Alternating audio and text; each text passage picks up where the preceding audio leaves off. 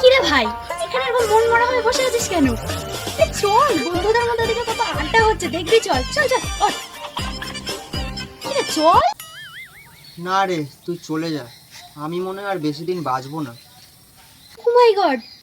কাল হসপিটালে গেছিলাম, রিপোর্টে ক্যান্সার ধরা পড়েছে।